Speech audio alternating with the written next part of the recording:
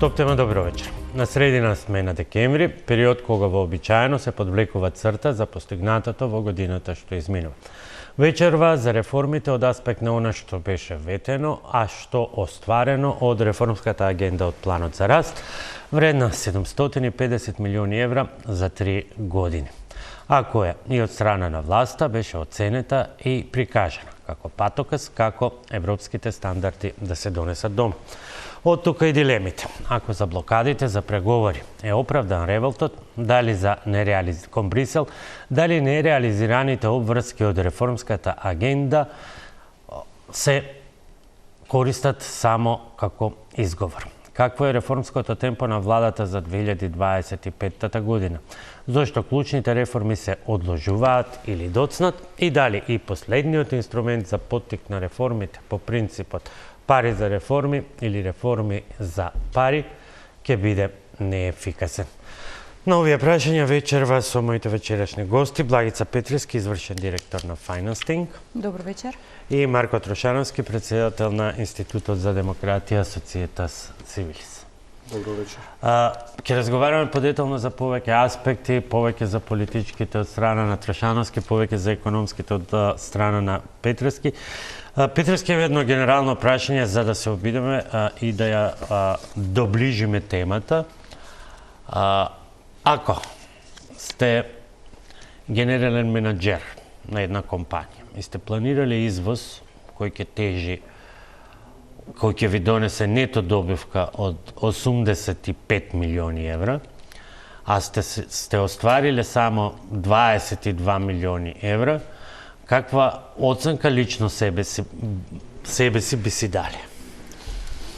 Веројатно не би била задоволна со тоа постигнување, затоа што таквото поврзување на вкупниот краен резултат значи и одредени импути кои што треба да бидат платени, па веројатно ќе бидам во загуба ако остварам таков резултат, меѓутоа претпоставувам каде води ова прашање. Прашањето, овие бројки ќе ги објасниме. Ова се од 85 милиони е вкупната сума што државата потенцијално можела да ја повлече како резултат на тој принцип по кој што се финансира реформската агенда, пари за реформи спроведени во периодот до декември лани и до јуни година.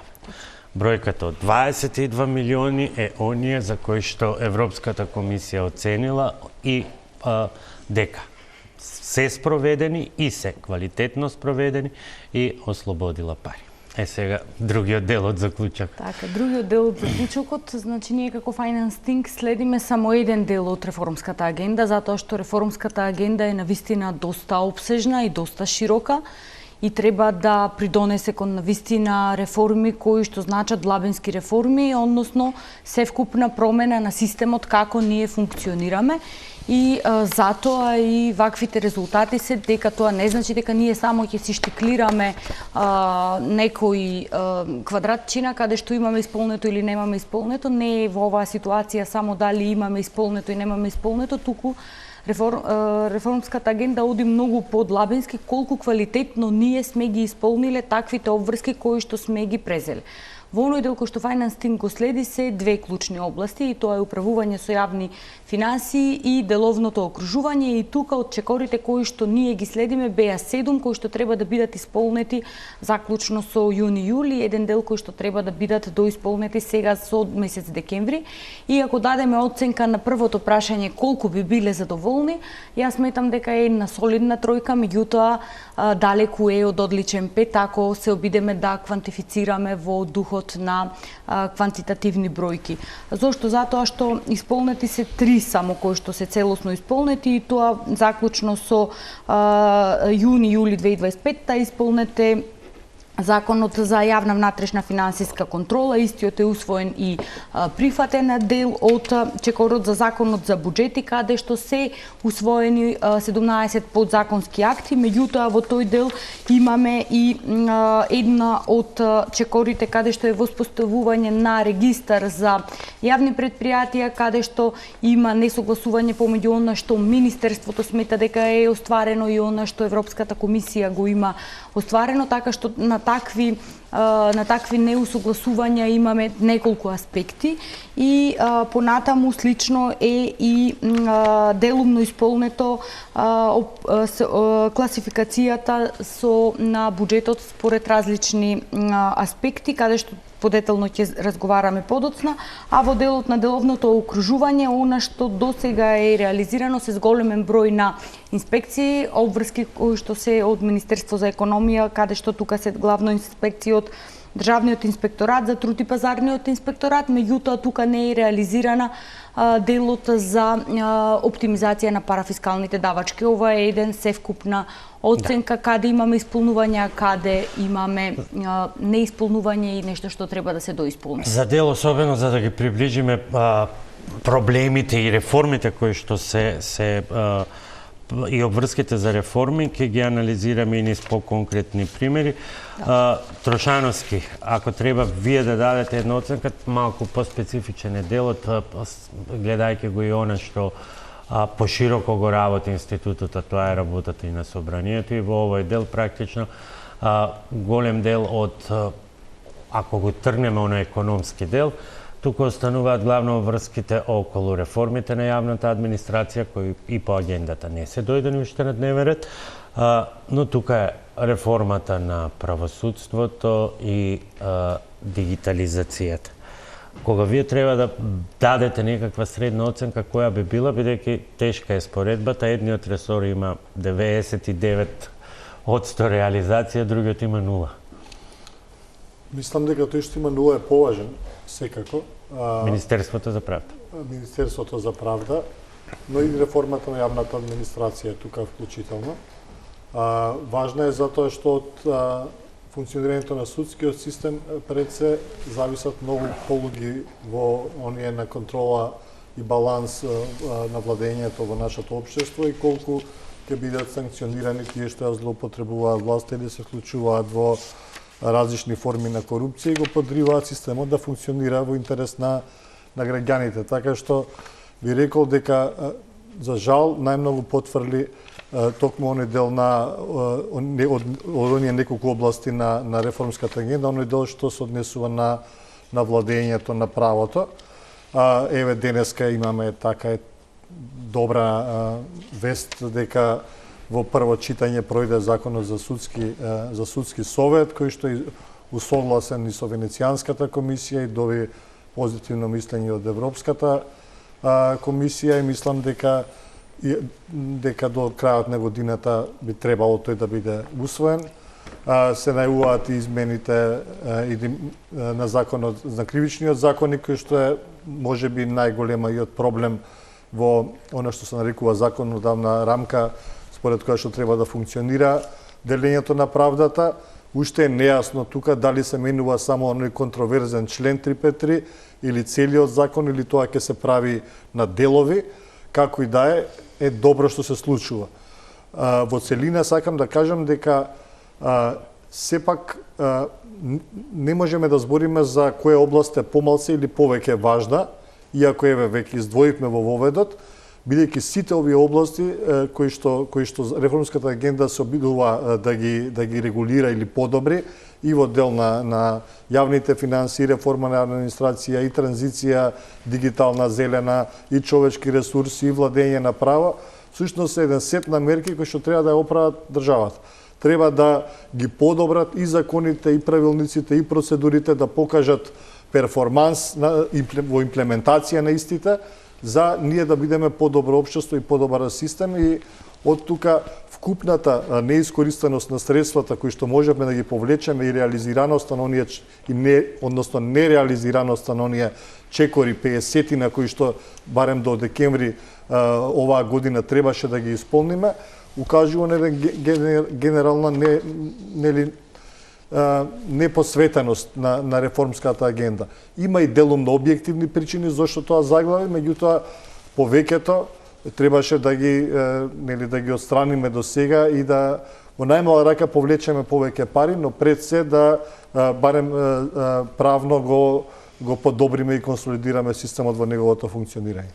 Ќе разговараме и за тоа зашто многу малку допира оваа агенда овој реформски пакет, ајде да го наречеме, до владата, веројатно до јавноста, веројатно тука влијание имаат и оние политички блокади и никако не успеваме да го пробиеме тоа. Но еве за почеток може би едно вака по-генерално објаснување за тоа за што всушност станува збор и како функционира реформската агенда. Функционира на тој начин што Македонија представува и со Европската комисија усвојува сет на реформи и овие реформи се поделени во 5 области, ги спомена Марко: управување со јавни финансии, зелена енергија, дигитализација, човечки ресурси, развој на приватниот сектор, владење на правото. Овие реформи се следат преку посебни чекори, па секој чекор е проценет на одредена сума пари и сите реформи се со рокови од јуни и декември за секоја година, а проценетите суми се исплаќаат откако Европската комисија ќе процени дека тие се завршени и тоа квалитетно завршени. Или вкупно во пари, тоа изнесува 750 милиони за 3 години, односно до август 2027 година. Сега, што е реализирано до сега во периодот до декември 2024 и до јуни 2025 година, пресметано преку парите кои што можеле да се добијат. До декември 2024 државата можела да повлече 17 милиони евра. За реформите во јуни, до јуни можела да повлече 70 милиони евра.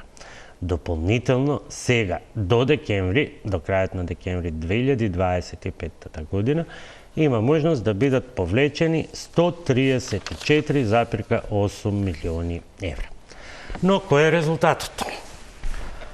До декември 2024 година од 5 чекори реализирани се само 2 или наместо 17 добиени се 7 милиони.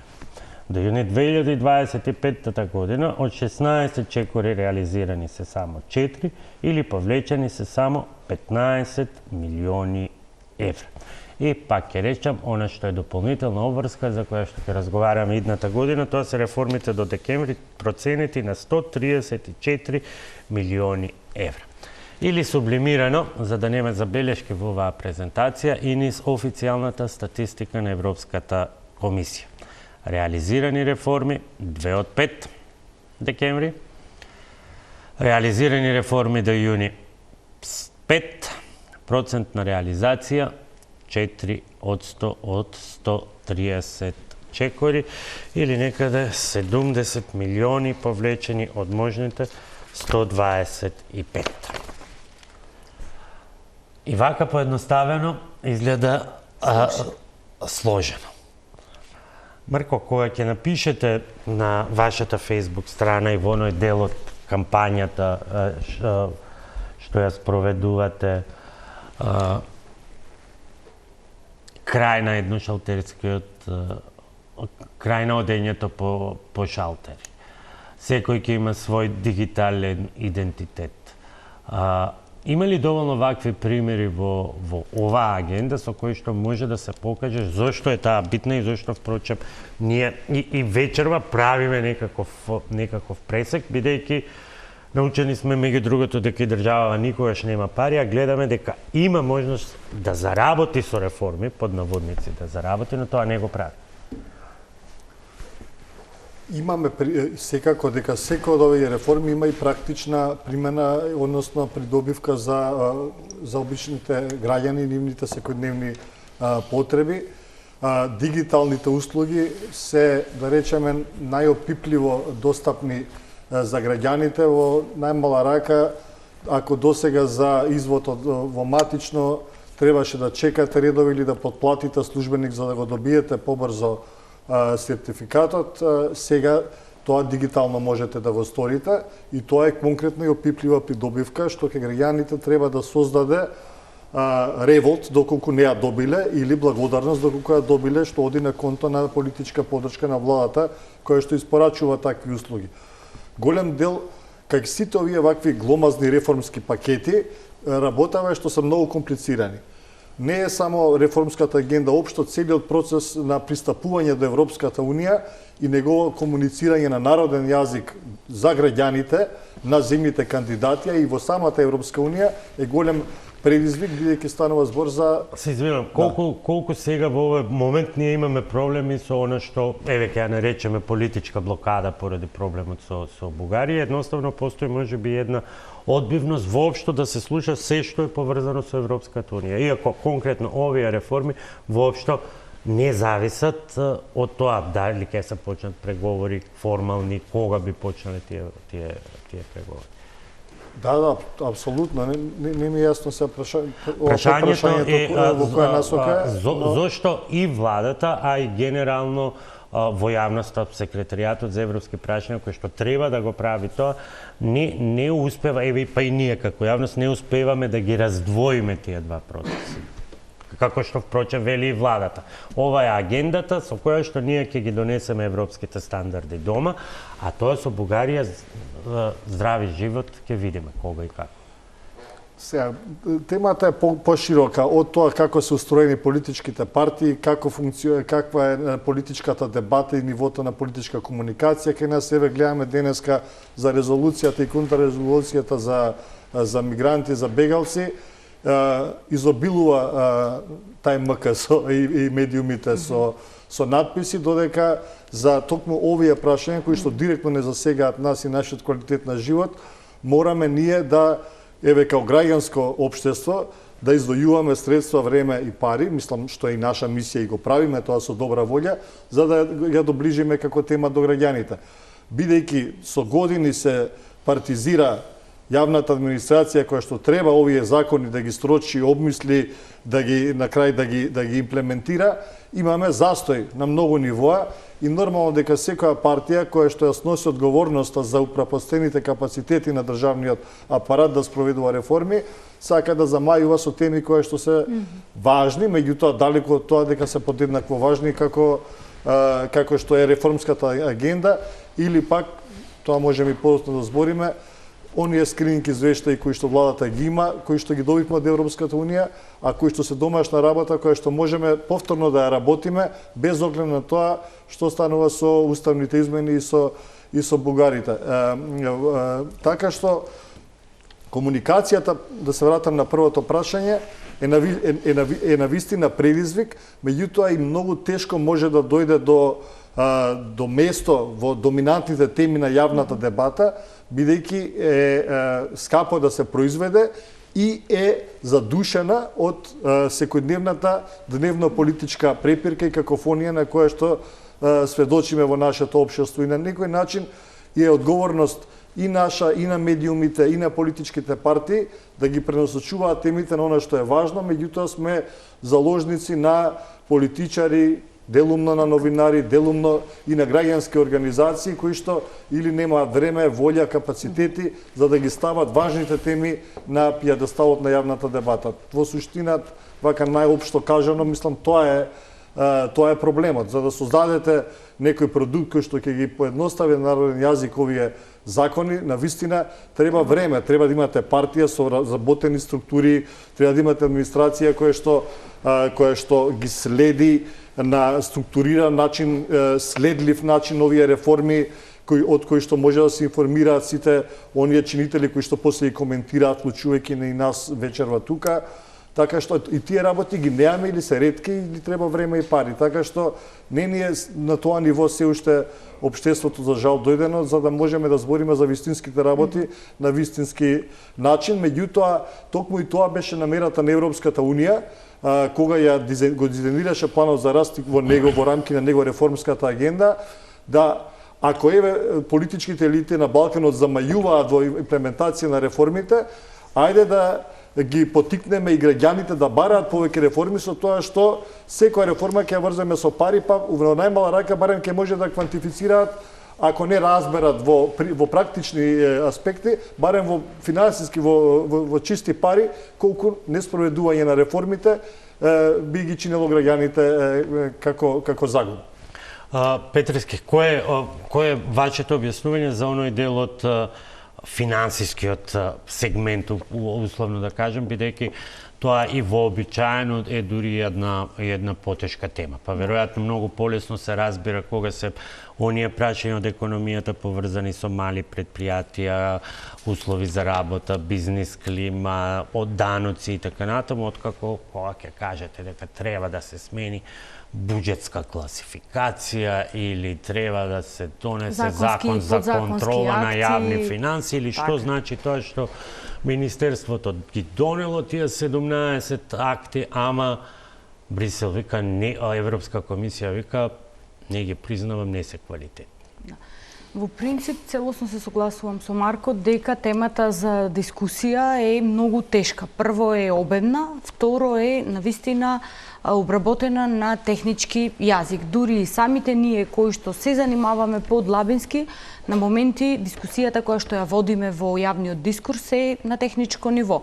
Еве и сега споменуваме, тој закон е усвоени се и донесени подзаконските акти, тоа за обичниот граѓанин навистина ништо не значи и истото треба навистина да биде преточено на начин каде што значи тој закон, што значи управувањето со јавни финанси. Управувањето со јавни финанси значи дека општината нема да може, која што е прв стейкхолдер со кој што граѓаните допираат и се во допир, тоа значи дека општината нема да може да ги злоупотребува јавните пари, односно начинот на кој што јавните пари се трошат ќе биде ревидиран и веќе сега сите буџетски корисници ќе мора на годишно ниво 80% од нив да поднесат ревизија. Тоа значи дека внатре ќе треба да имаат обучени прво ревизори, значи дека квалитетот на јавна администрација ќе треба да се подигне, не само како бројка, туку истите треба да бидат сертифицирани и на крај на година да поднесат интерна ревизија што го стеснува просторот за малврзација.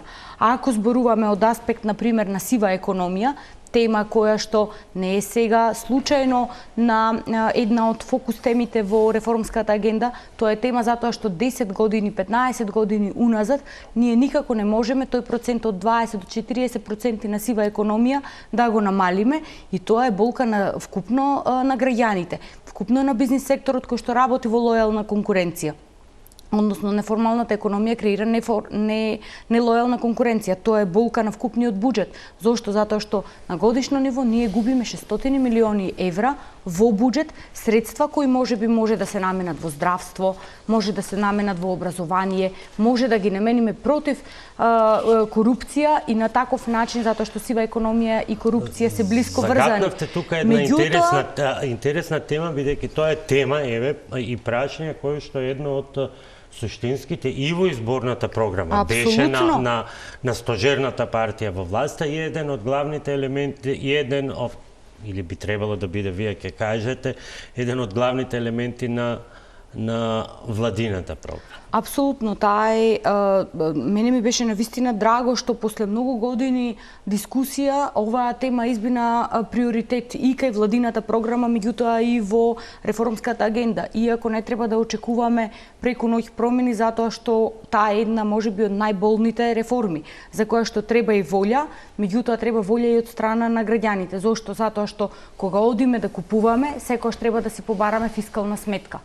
Тоа значи дека ние ги плаќаме даноците, односно кога треба да бидеме платени, не треба да имаме одбивност да ги платиме и персоналниот данок, да ги платиме и сите останати даноци. Зошто? Затоа што кај нас е популарна плата во плико и подрегистрираниот труд апсолутно се уште, но тоа што значи? Се уште во моментот граѓаните не се свесни дека земањето на таков начин на плата во плико не им ги регистрира вкупните придонеси. Во денот кога ќе треба да одат во пензија, нивниот вкупен труд ќе биде потценет, што значи дека и вкупната крајна пензија нивна ќе им биде потценета. Сето ова реформската агенда е на таков начин допира до граѓаните. Меѓутоа, ќе се навратам на она што Марко го дискутираше. Зошто овие теми не допираат како приоритети во јавниот дискурс? Затоа што ние имаме начин на комуникација на дневна политика.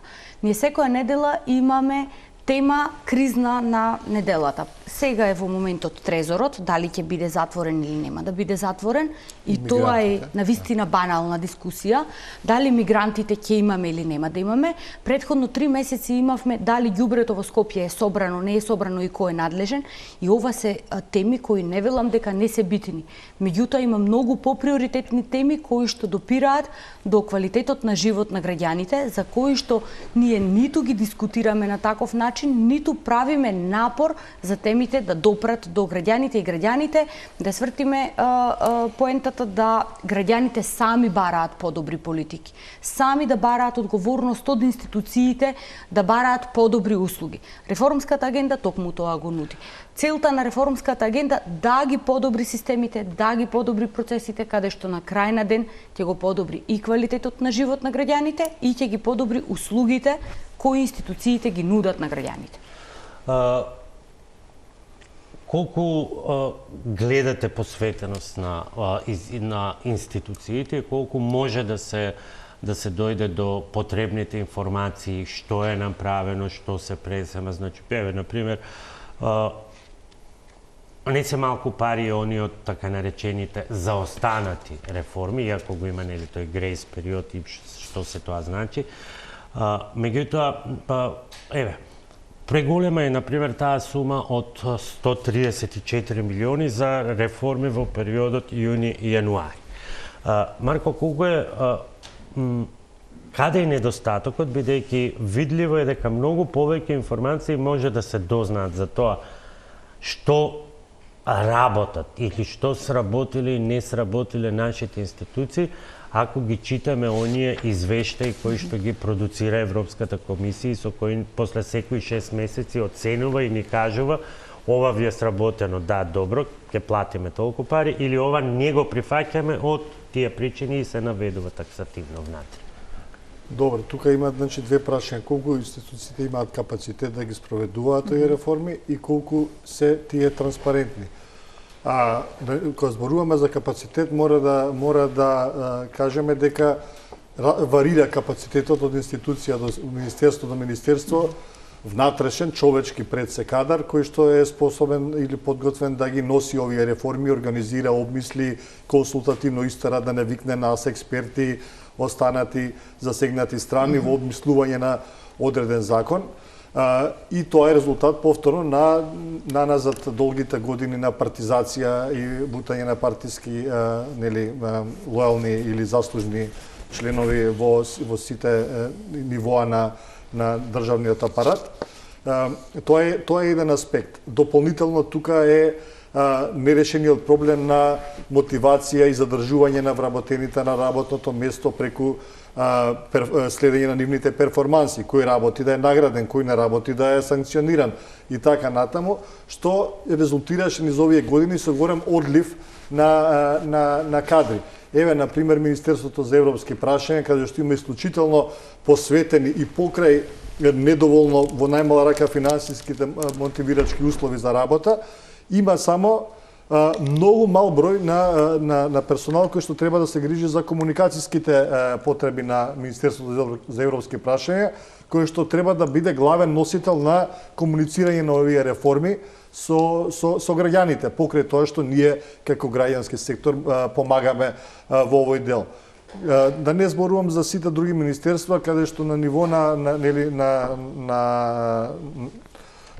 креирање на политики отсуствуваат квалитетни луѓе кои што не сме успеале да ги задржиме, зашто имаат неконкурентни плати или се демотивирани затоа што тројца работат најмногу, останатите да речеме во тимот се несанкционирани и покрај тоа што не придонесуваат воопшто. Така што затоа и варира да речеме тој капацитет и на планирање на процесите, колку нас ќе ни треба одредена реформа да ја направиме, и на спроведување на истата реформа, и на следење или имплементација потоа на истата, затоа што треба да имате експерти и обучени кои што ќе знаат да прават мониторинг, евалуација, да следат индикатори, да видат каде е застанато, да ги информираат останатите институции и слично. Значи, тоа е едниот момент. Другиот момент околу нетранспарентноста е исто резултат на ова што го зборувам претходно, дека отсуствуваат човечки кадри.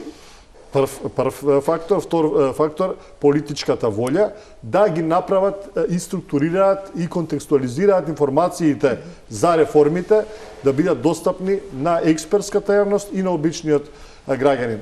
Политичката волја ја нема затоа што се потврдила и се досни со реформите и не сакаат да биде искомуницирано тоа на најсоодветен начин.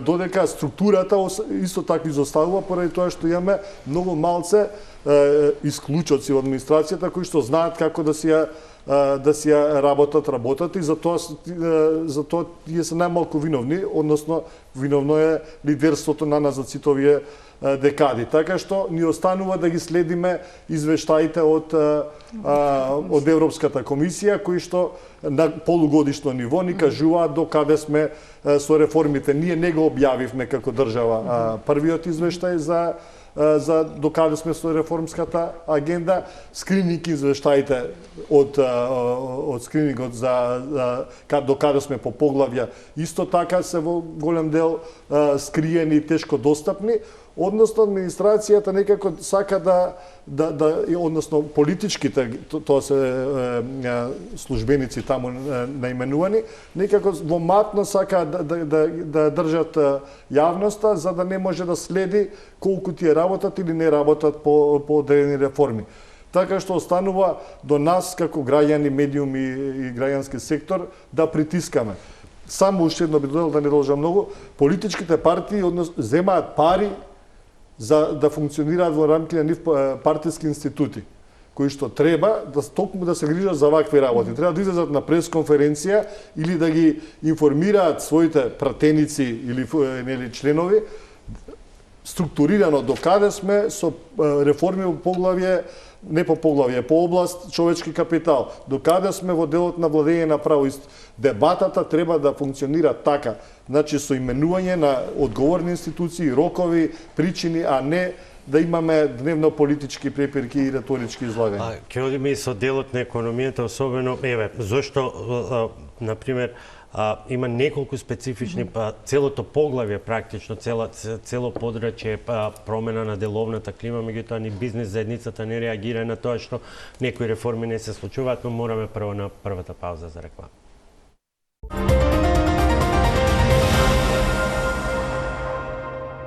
Петрески, кои се вашите оценки во однос на транспарентноста на институциите, бидејќи и покрај тоа што е малку комплицирано, има многу опипливи реформи. Например, финанси падна на еден најобичен регистар со кој што требаше да се знае каква е состојбата, значи рентген слика на сите државни предпријатија и акционерски друштва. Економија пак на две реформи кои што требаше да бидат основа за еден сет реформи кои што ќе следи во следните 2 години за подобрување на бизнес климата за мали и средни предпријатија. Така, видите, кога зборуваме за транспарентност од аспект на пристап на податоци, јас сметам дека темата е многу подлабока и многу посуштинска од тоа дали ги има или ги нема податоците. Првиот аспект од аспект дали ги има податоците кај оние чекори кои што се однесуваат на промена на закон, усвоени донесени подзаконски акти или оние информации кои повикуваат на секундарен извор на податоци, како што е на пример бројот на неформално вработени, каде што Државниот завод за статистика индикатор која на редовна основа го објавува, е многу поедноставно и лесно да се пристапи. Меѓутоа, кај оние чекори кои што се однесуваат на процеси внатре во институциите, тука навистина е исклучително тешко да се допре до тие информации, во која фаза е одреден на реформа и каква е перцепцијата на самата институција за исполнетоста на таа реформа. Ние многу често го користиме оној пристап до слободен пристап до јавни информации и тоа е механизам кој што до сега се покажал како одличен и во голема мера податоците, информациите ги добиваме. Меѓутоа, тоа е перцепцијата на институцијата во која мера од одредена реформа е реализирана, што не секогаш се совпаѓа со она што Европската комисија смета дека е реализирано. Например, еве, еден таков пример е регистарот, каде што според Министерството за финансии тоа што е објавено како Excel табела е регистар, каде што внатре има неколку информации од тоа кои се јавни претпријатија, кој е даночен и матичен број. Тоа е перцепцијата на Министерството, додека пак перцепцијата на Европската комисија е дека тој регистар треба да има многу по-суштински информации, како што се колкави се долговите, колку државата учествува во тоа конкретно јавно претпријатие, каква е кредибилитетот, бонитетот од аспект на профит, дали работи со загуба, на кого е надлежно она што вие викате регистар. И сега тука доаѓаме до суштинското прашање, односно на дефиницијата на индикаторите и разбирањето на индикаторите. Ние на темата колку се јасни индикаторите упативме уште пред неколку месеци, каде што упатуваме дека вака дефинирани индикаторите не се целосно јасни. Односно, во анексот на реформска агенда, например, пишува број на инспекции, кој што се однесува како индикатор за еден од чекорите кој што треба да биде реализиран. Поединечно реализиран, првично алудира на вкупен број на инспекции. Меѓутоа, Министерството за економија смета дека не е вкупен број на инспекции, туку се инспекции во одредени сектори по ризик.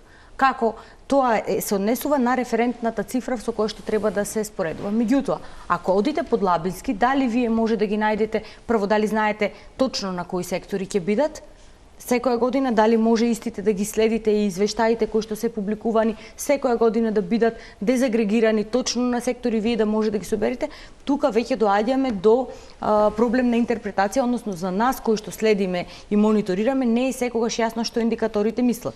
Но многу подлабоко, дури и разбирањето на институциите, разбирањето на Европската комисија по основ на индикаторите не е секогаш исто. Она што институциите сметаат дека е индикатор, не секогаш е разбрано. Например, ке парафискалните давачки, еден од таргетите е да бидат оптимизирани 28 од 377 парафискални давачки. Но што се подразбира под оптимизација? Според Европската комисија, тоа значи дека овие парафискални давачки треба да бидат укинати или намалени трошоците или да бидат мерџирани со дигитални услуги. Не, тоа е проблемот, затоа што разбирањето на Министерство за економија и во овој случај и наше разбирање е дека и дигитализацијата е форма на оптимизација. Така што сметам дека во текот на оваа година на следење на каков е прогресот, пристапот до податоци и информации, на површина излегоа низа на недостатоци кои што јас ги припишувам на брзиот начин на дизајн на вкупната реформа, каде што консултацијскиот процес целосно изостануваше, каде што дел од овие коментари можеби ќе беа дадени уште во фазата на дизајн, а ако процесот беше отворен, се со цел индикаторите да бидат навистина јасни, транспарентни и да можат секој да ги следи на едноставен начин. Тоа се суштински аспекти за следење на транспарентност. Да, тоа само да дополнам тука, значи дел од законите и овие сега што се во процедура, во владина процедура, дел се ставени на ИНР системот кој што нели за граѓаните треба да знаете системот кој што се ставаат нацрт закони за да можат и другите чинители надвор од државата да ги подобрат законските решенија со своји предлози. Процесот е затворен. Вие можете како експерт, како граѓанска организација, комора, кој да дадете предлози таму за подобрување на некој решение. Немате повратна информација дали е прифатено, дали е одбиено, зошто е одбиено, каде, на каков начин е прифатено. И на крај сведочиме на ситуација кога при свршен чин не ставаат нас и самата држава со избрзани делумно законски решенија. Има и добри секако. Сега зборам за тие што не чинат, каде што на крај имате вака нејасни индикатори, некој избрзано решение, но треба да се знае дека така е дизајнирана реформската агенда што вие не можете да ја со итроштина да ја Европската комисија овој пат како наназад во други реформски зафати да ја изманипулирате. Ако поднесете одреден закон, тој треба, неговата содржина треба да биде одобрена од Европската унија или еве во случајот со регистарот што го споменувавте двајцата. Че Европската комисија има 90 дена да каже дали е добар или не е добар законот или регистарот или прописот, да ви побара до објаснување, корекција и слично. Ако не се согласува и смета дека не сте доследни на обврската што сте преземале, нема да добиете средства. Нити пак може еден закон, да речеме, прошол низ Венецијанска комисија, рекла дека е супер, влегува во собраниска процедура, со амандмани се осакатува истиот и потоа значи мора донесен закон да биде одобрен и потврден дека е добар од комисијата, за да добиете признание дека реформата е на место и да добиете финансиска компензација. Имате признание дека за измената на законот за трговски друштва во делот на акционерските друштва и во делот на државните предпријатија, таму се поставени нови критериуми за членови на управни и надзорни одбори, потоа имате едно најмалку 10 одлуки во кои што имате нови членови на управни и надзорни одбори по истиот принцип. Активни партии, признати и докажани партиски членови или активисти. Тука има една забелешка каде што формално, иако е прифатена конкретно тој чекор за назначување на тие членови, има забелешка дека ефектите ќе се видат дури при следни избори на членовите. Иако формално е прифатена како исполнет чекор, сепак она што Марко го тврди дека не може со троштина, сепак ќе бидат следени следните чекори кои што ќе бидат преземени, така што за кои што исто така се добиваат пари, значи не е само и при имплементацијата добивате награда ако сте доследни, не е само донесете во закон. Да, и ние мислам колку поскоро прифатиме дека ова е начин на реформа каде што ние темелно ќе влеземе и темелно правиме реформа заради нас, а не заради да направиме нешто колку да тикираме дека во моментот сме го извршиле. Не, овие реформи треба да ги подобрат како системите нас ни функционираат и тоа треба како такво да го прифатиме. Трочановски, и да го затвориме овој дел, бидејќи во завршница ќе одиме малку не специфично за секој имам од областите по некое прашање. Доволно време помина ли всушност Марко доволно време за да се донесе заклучок дали, како што споменавте, ние сме способни и спремни да користиме многу марифетлаци, па дури и овој инструмент пари за реформи или реформи за пари да не даде резултат. Вака, мора да се кажат претходно ги најобјективни фактори кои што невозможија да испорачаме реформи под предпоставка дека имало добра волја. Тоа е првично реорганизацијата на државната управа која што се случи, промената кадровска луѓе од едно министерство од друго, нови министерства и така натаму, што реално ја забавува работата. Потоа се локалните избори, кои што не треба да се изговор, меѓутоа кај нас така е, ништо не функционира додека се тера кампања. И едното и другото се случија токму во жижата на периодите кога треба да се имплементираат реформите. Така што, еве ова како леснителна околност би ја кажал, така што би оставил еве следното полугодие, предстојно од 2026 година, за да може да одговорам на прашањето дали конечно може да кажеме дека не сме способни да си ја донесеме Европа дома сами или сме да бидеме фер, односно фер, да ја објасниме процедурата дека за секое заостанување има и така наречен грейс период, меѓутоа ризикот кај нас е заради капацитетот на институциите. Секое натрупување може да значи линеарно одлагање, а пресекот и финалниот свиреш на судијата е условно во август 2027. Да бидеме и фери, Европската комисија каснеше исто така во делот на, значи ние знаевме во каков формат треба да известуваме. Многу подалеку од рокот во кој што требаше да го биеме тој формулар за известување од страна на комисијата, така да имаше и објективни фактори на достоење, но сето што претходно го кажавме, мислам дека апсолутно држи, така што би оставил ајде за следното полугодие и да видиме во декември што све ќе се донесе од закон, иако не гледам уште многу време дека останува.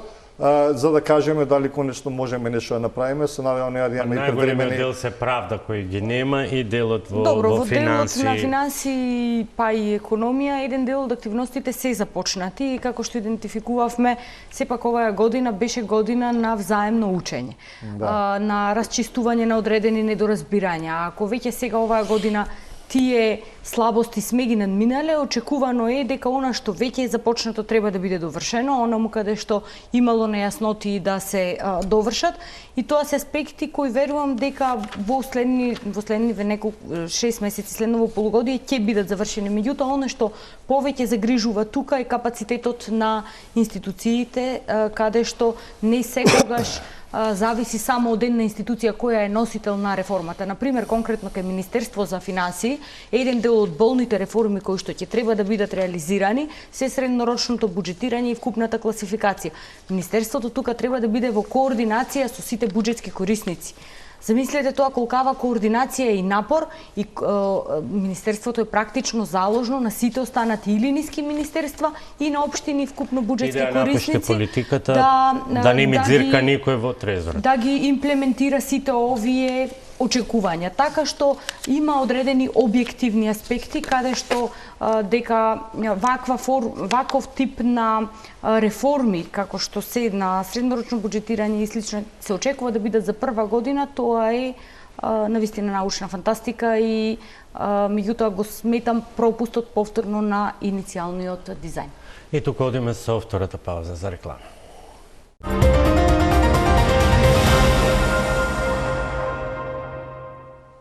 И дури во обед да ја свртиме, да одбереме друг агол во условно европската проблематика Трошановски, повторно на крајот се враќаме на политиката. Предлог за клучокот на Советот во однос на Македонија е практично препишан, завршете си го уставот ова она, но на што, ајде да го искористам тој термин, ја подгрева нервозата можеби дома, е последниот настап на еврокомесарката Кос, фалби за големата четворка, Македонија како да не постои. Она што најмногу иритира дел од јавноста се тие најави дека техничко отварање на кластерите со Украина версус Македонија, за Македонија, нели, тоа не е можно.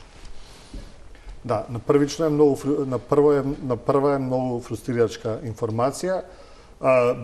Би кажал, целиот фокус моментално на луѓето што днес од проширување е на Украина, Молдавија. Балканот се смета за секундарен по важност, иако исто така важен. Во таа смисла, Унијата прави све да покаже на Украина и Молдавија дека земјите имаат европска перспектива и да ги на некој начин придобие во својата сфера на влијание и преку симулација на преговори, така наречени нели технички преговори како што се известуваше. Значи имате вето од Унгарија, не можат формално да почнат, ситуација како нас на некој начин, но Унијата преговара со нив за да бидат спремни. Кога ќе почнат некогаш да можат да отворат одеднашка поглавја. Ние сме во друга ситуација. Ние имаме 50% речиси синхронизација со законодавството на Европската Унија. Ги спомнав скрининг извештаите. Ние ја имаме домашната што треба во кои домени да направиме како држава. И тоа можеме да го направиме за во моментот кога ќе ги откочиме преговорите, да отвориме поглавја, одеднаш можеме 6-7 да отвориме во суштина. Така што ова сега е повеќе политичка порака до Украина и Молдавија, отколку некаква нефер однос или да речам нели нефер однос кон нас. Петри, скеве да завршиме од еден малку поширок аспект на она што го работи Finance Think и сублимирано низ сите анализи што ги работите, што би имало во финансискиот ретровизор за годинава што изминува? Во кој правец оди? Што е добро, што е лошо? Во економско-финансиски малце појасно, бидејќи ние работиме со бројки и бројките јасно кажуваат. На позитивната страна и светла страна за вкупната оваа година е динамиката на бруто домашниот производ. Она што се очекува е да го завршиме бруто домашниот производ со околу 3,8%. И зошто е тоа позитивно? Затоа што ако ги гледаме вкупните анализи кои што се и на Светска банка и други анализи, сепак тоа е некој наш потенцијал согласно моменталните ресурси и извори кои што располагаме, околу 3,5 до 4%.